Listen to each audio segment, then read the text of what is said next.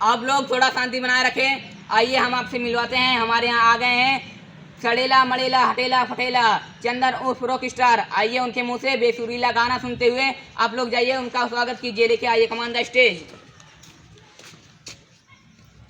आइए उनका तालियों से स्वागत कीजिए। वाह, आइए आइए आइए भाईजान, आइए आइए। आप गाना गाइए गाना गाइए गाना गाइए।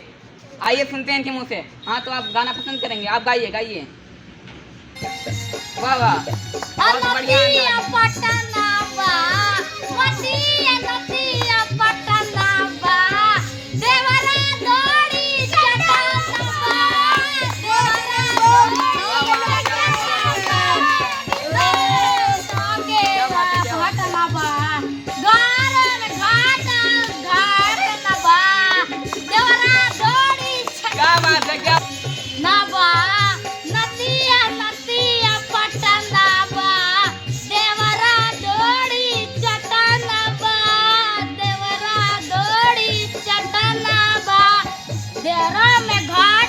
घाट घाट घाट घाट